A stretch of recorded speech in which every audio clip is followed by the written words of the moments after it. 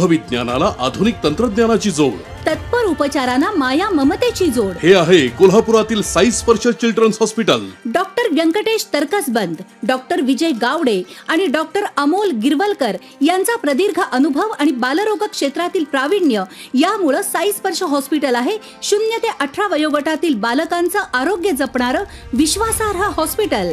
सरपंचांनी केलेल्या गद्दारीला गांधीनगरची जनताच उत्तर देणार।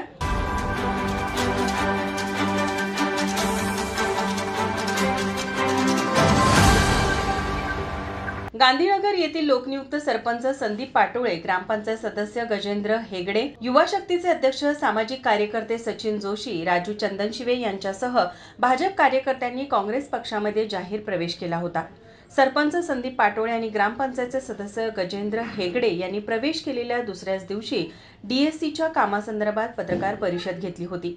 या संदर्भात भाजप आणि बीएसएफच्या सर्व सदस्यांनी पत्रकार आज परिषद घेत सरपंच संदीप पाटोळेंना योग्य ती जागा दाखवल्याशिवाय शांत बसणार नाही, तसेच गांधीनगरच्या जनतेचा विश्वासघात केल्याचंही रवी मल्लानी यांनी यावेळी सांगितलं। गांधीनगरचे सरपंच संदीप पाटोळे हे दुसऱ्या पक्षामध्ये 2 ते 3 दिवस आधी गेलेले आहेत। त्यांची जे भ्रष्टाचारची कारोबार चालू होते, चुकीचे कामाची कारोबार चालू होते, ते लपवण्यासाठी आज ते पक्ष बदललेला आहे। त्यांनी मुद्दा पब्लिकच्या समोर डीसीचा ठेवलेला आहे। डीएससीचा ॲक्च्युली पाठपुरावा जे केलेला आहे ते आमचे अमल साहेब आहेत, मुन्ना साहेब आहेत, वहिनी साहेब आहेत। 1.5 वर्षापासून त्यांनी पाठपुरावा केलेला आहे।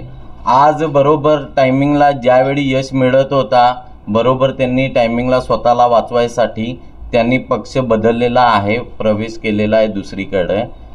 आज जे गांधीनगर लोकांनी विश्वास ठेवून त्यांना उमेदवारी दिली, सरपंच म्हणून त्यांना खुर्चीवरती बसवलं, हेच गांधीनगरच्या जनतेकडे ताकद आहे। त्यांना परत खुर्चीवरनं खाली आणू शकतो आणि हे केल्याशिवाय गांधीनगर जनता किंवा भारतीय सिंधू सभा, भारतीय जनता पार्टी सोडणार नाही। स्वतःच्या भ्रष्टाचारावर पांघरून टाकण्यासाठी आणि स्वार्थासाठी त्यांनी विरोधी गटात प्रवेश केला असल्याचा आरोप बीएसएफच्या सदस्यांनी केला।